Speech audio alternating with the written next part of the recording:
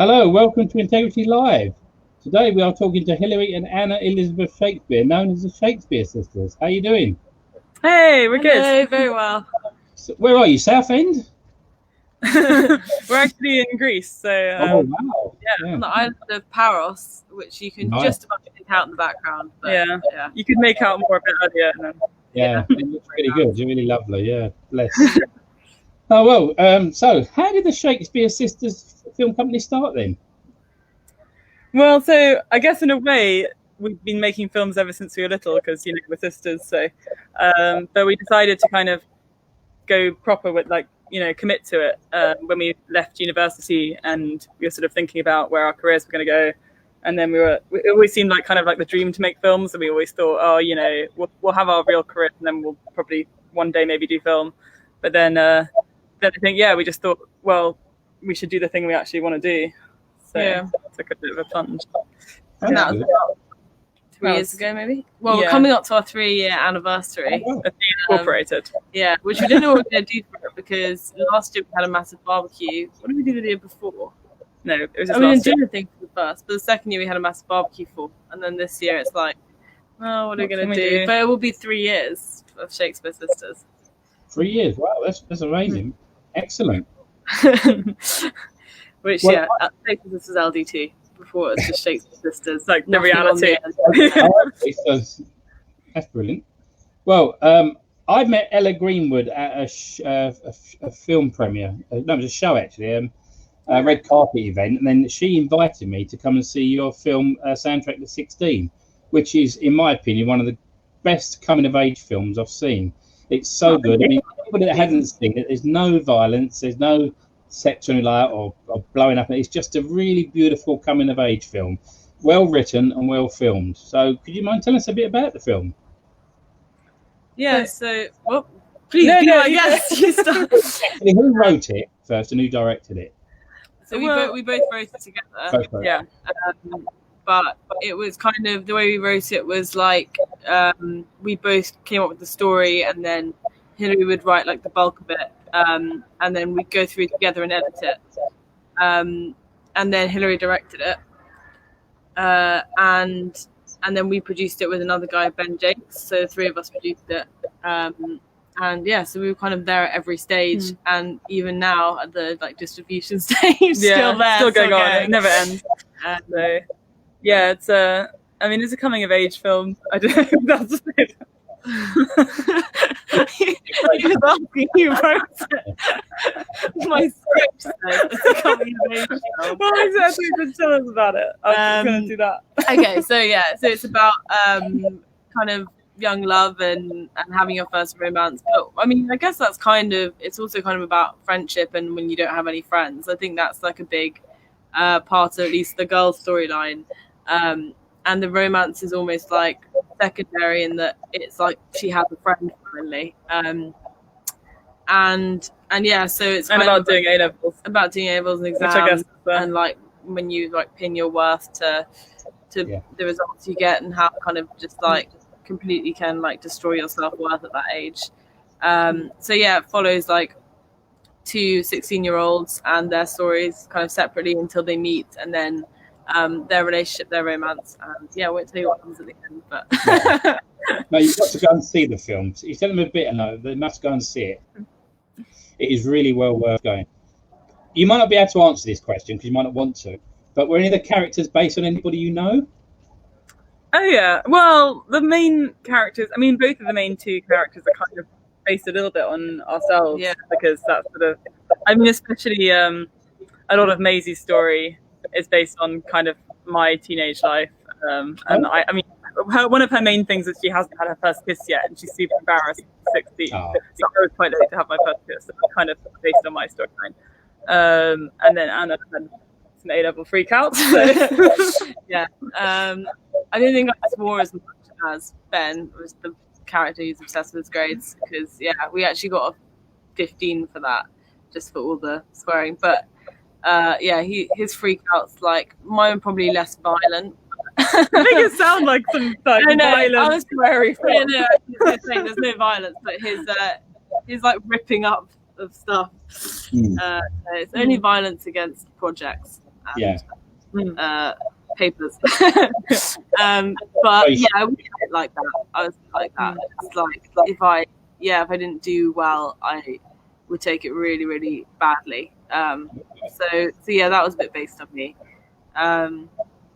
Characters like based on I don't think anyone was really based on our friends that much, other than Isabel, who plays Megan. Like, that relationship wasn't at all like our relationship, but the character was actually partly based on her, but not that much. I mean, it was like an extreme version. Well, I was just thinking that sounds offensive. Well, yeah, I'll round it up. Yeah. You want to come back to England, didn't you? So you got to be careful. But, yeah, I guess the sister relationship's quite based on our relationship as well. But yeah, I think some characters are like amalgamations of different friends of ours. Yeah, so fair it enough. had a bit of her in it. You got away with that one. The cast was brilliant. It was a great cast. How difficult was it to cast, or how easy was it to cast? Should I say? Not difficult. No, so basically we just kind of we wanted real teenagers to play the teenagers, and because we really wanted to like have a really realistic vibe. But we basically just held auditions and like advertised it. Like, it's a bit of a misconception that a lot of the cast were our friends and family, which isn't true. Yeah. Like, our friends and family did play a lot of like the teachers and stuff, like people that have one line. But yeah, I think we said that maybe at one point, and then people keep writing like, "Oh, they're friends and family that form the cast." It's like, no, they're not. No, they were actors. They're friends now, but yeah, we just put out like things on Star Now and Mandy and all that, all those websites, and then had like really good people come and audition. So it's actually quite easy. I think people always say like, "Oh, where do you find actors?" Like, people who don't do film are always like, "Oh, where did you get the actors?" Like, I don't know. People always like surprised, but I think there's so many good actors. It's actually the least hard part, you know. That's always like. I mean, and the fun. I thought Scarlett Marshall was fabulous as Maisie. Yeah. And I was talking to her at the premiere, and I said to her, I said, although I thought you were great, and the guy played a boyfriend in it, but I thought the film was nearly stolen by the girl that played her young sister. Fabulous, absolutely fabulous. Yeah. Yeah, we were really lucky with her because, we kind of almost thought, it's quite hard to have a child. We were all kind of worried about the child actor thing, so we almost didn't audition for it and thought we'll just find a friend's child. But then we did audition for it in the end, and we felt really glad because it's really great. Because I think we just had this idea it was going to be so hard to work with the child, but then it just wasn't. Like, I think we thought like because of the hours and stuff, but it wasn't. It just wasn't that complicated. We didn't need her that many hours. And she only came in for like 2 days, and it was fine. Yeah. So I think that's a bit of a myth, actually, that it's that bad. Yeah. Well, it probably is harder. But it was in the summer holidays as well, actually, because I think if you do it during school time and it's like, then it's probably a mess. But but yeah, the whole thing was shot in the summer, so that helped. Oh, that's good. Well, COVID-19 has affected a lot of people, and I can imagine it's affected. I can see you going, "Oh my God, not again!" I don't know if we'll mention this, but in the film industry, it's obviously almost ground to a halt now, but things are starting to get back to normal in certain areas and that, and I think the film industry is starting to get there. How's it affected yourself, and what has it done, scuppered your plans for the future or the immediate future? So the first thing was Soundtrack 16. It had because we just started. We were going to do a whole talk of Q&As in cinemas, and we just managed to get 2 in before it was all shut down. So that was like quite a big hit because we planned that like a month before, maybe 2 months before actually, the VOD release, because we were going to do a whole cinema sort of like mini release. And then we got 2 screenings in, and that was really sad because it was so much work to set that up. And when you're building momentum as well, and people are talking about the film, and then they're like, I don't know, that was really sad. Yeah, you feel you're like building, and then suddenly. I mean, on the other hand, we were really lucky to get our premiere in that you came to. Yeah. Because it would have been really sad if we didn't have that at all. Yeah, and also like some of the cinemas are talking about doing like a 1-year anniversary thing, because some of the things we planned, it's like we still want to do them, like some of the kind of like Q&A screenings, and we thought it'd be kind of fun to do like March next year, like 1 year anniversary. Yeah, finish off the tour. Yeah. Not a bad idea. It's good. Yeah. So I think we will still do some of those, and hopefully things will be a bit more normal by then. Because I think if we tried to do it now, it would just be a bit of a mess. But, yeah, I don't want to deal with like half-empty cinemas. It's not really the point. Yeah. So, I mean, the one time I've been to the cinema, I think it was the two of us and maybe like 2 other people, and the guy at the front looked back and was like, it's like everyone was like, "Wow, this is." It's like your own indoor cinema, isn't it, in your house? You know. Yeah. Like, it definitely doesn't feel risky. By the way, a few people have logged on. Quite a few. Jenna Sura says hello. But she's table reading, so she can't stop. But at least she's in, bless her, and a few other people. Right. We talked about the cast. Was that? Is there anything? Obviously, you want to get back to when we can start doing projects again and start to show the film again, etc. Oh, one thing I was to say to you: the question and answer section at the premiere I went to was brilliant, because I like that, because it shows you a lot more behind what you don't know about the film. You can sit and watch the film on screen, but when you actually hear the questions and answers, what went on to do the certain parts was really, really interesting. Did you find that really good? Yeah. Yeah, I always go to them for like the bigger films as well. It's really nice to like see the filmmaker come up after. I think it makes you see the film. I always like the film more afterwards, because I'm like, oh, I see you just a person trying to do a thing. Like, even once where you didn't like the film and you're like, oh, now I can kind of see. I don't know. I think it actually helps everyone.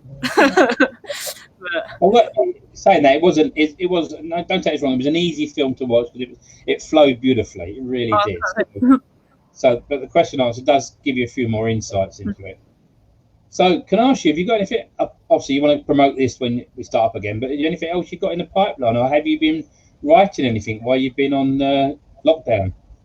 We do, Rob. Yeah. In fact, I'm glad we have. We have. I mean, we are writing and working on a few things in development, but we also have our second film, Much Ado, which is almost finished. We're kind of doing the very last touches of the post-production now, so it's really, that's been what we've mainly been working on in lockdown. It's sort of getting that, like, once we had to retreat from soundtrack to succeed, we thought, well, at least this is time we can use, you know. Yeah. I mean, it was on track to finishing around now anyway, but it's been good to have the time to like focus on it.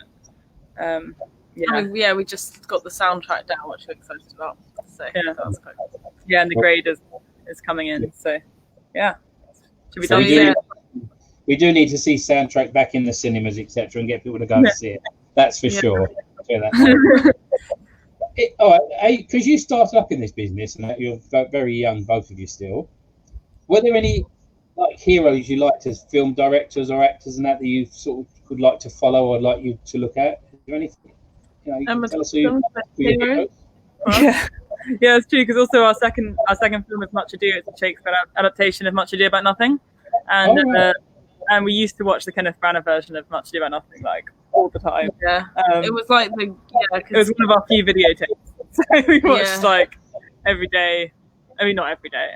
We watched it like how people watch Disney, I think, when they like have those Disney tapes, and it was Shakespeare for us instead of Disney. But yeah, it's like our childhood film. But yeah, that Kenneth Branagh film was quite an inspiration for wanting to be filmmakers at all. So that's why it was really nice to do Much Ado and Harry Potter. Really, that was so. Yeah. Not that we're making Harry Potter, and we're remaking. No. Watching like making. Yeah, we were thinking the other day watching making ofs almost made us like want to be filmmakers more than watching specific films, just because like it looked so fun. So yeah, I love those. But other heroes. I don't know. It's hard. There are so many films I like. So yeah. I don't have one filmmaker that you watch everything. Yeah.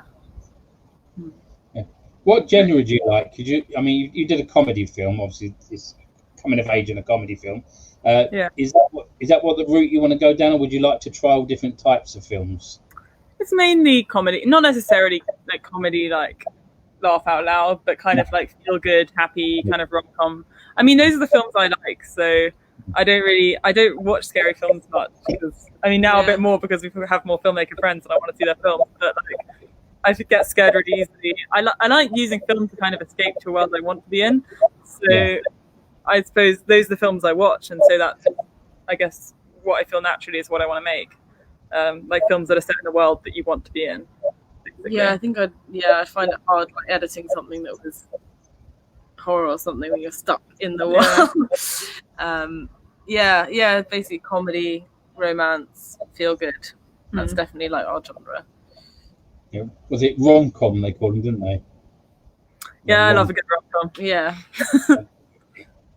So where do you see yourself in, say for instance, COVID has gone away, or it's a lot easier and we can do it. Where do you see yourself in 5-10 years time? Where would you like to see yourself? I mean, COVID had better be over in 5 years time. I don't know if I can manage much longer. 5 more weeks. We kind of, I mean, we want to grow as a company really, and we are kind of looking at, I mean, we want to continue writing and directing, but we also want to kind of come on board more films as producers and like, you know, get involved in more projects. So yeah, hopefully we'll diversify a bit more and grow as a company. Yeah. Good. But if anybody sent you a script, would you sort of like, or did they send you scripts? Have you had any scripts? We do get sent scripts. Actually, recently, we've had quite a lot sent recently. And we do, I mean, we read like the ones that seem like they'd be appropriate. I guess I'm still not really interested in like anything scary.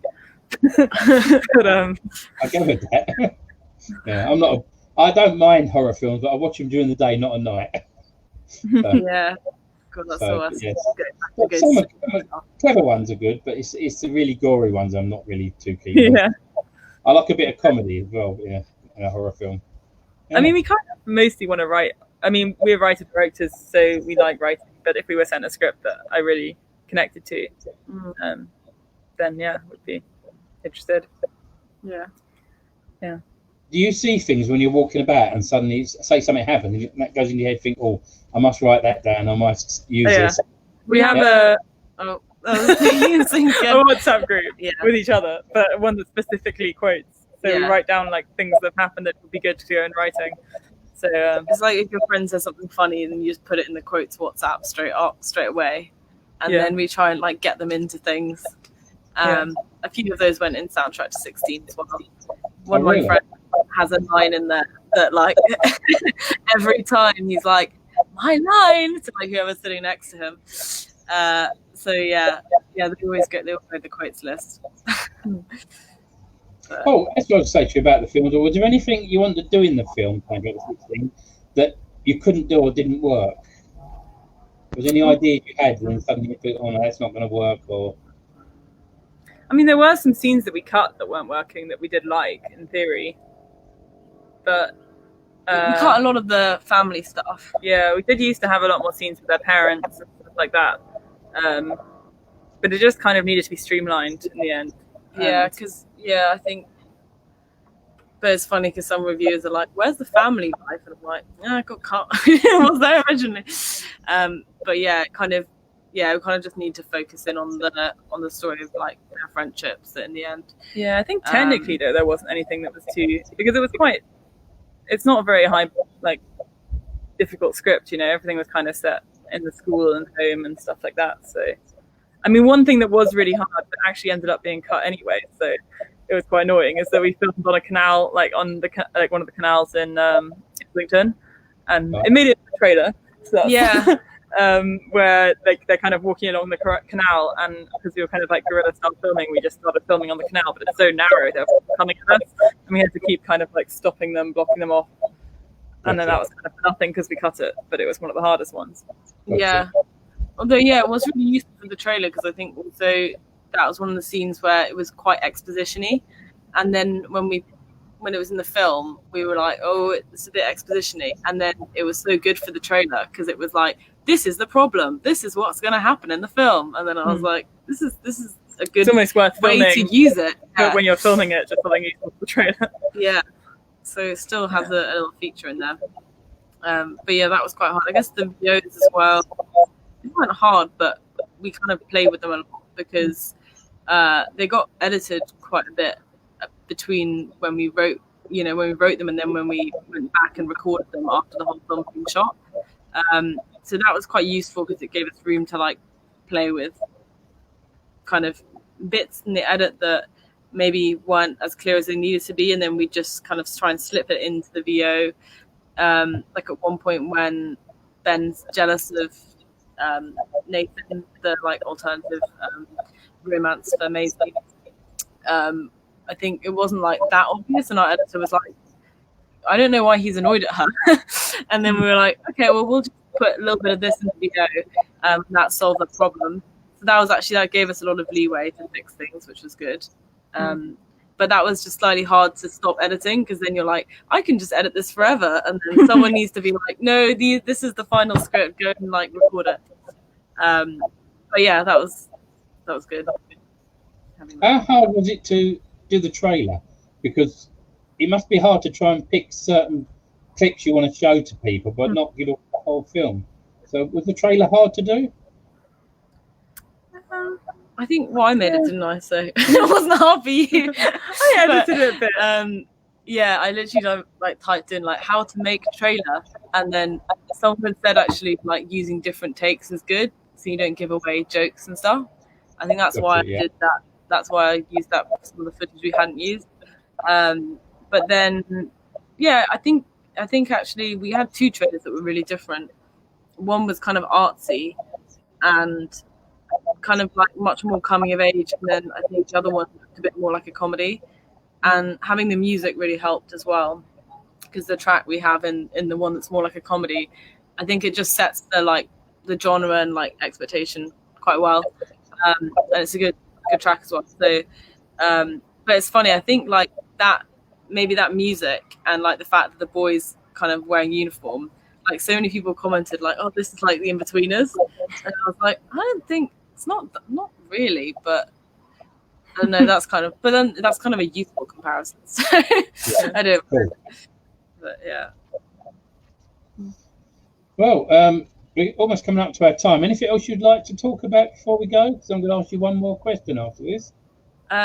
We will tell you where you can find Soundtrack to 16. Yeah, do watch it. It's on Amazon, iTunes, Microsoft, Sky Store, and Google Play / YouTube. Go watch it. Yeah. Yeah, everybody, you should watch it. It's really good. Well, as you know, we're called Integrity. So what does integrity mean to you two? Either one of you can answer first, or altogether it's up to you.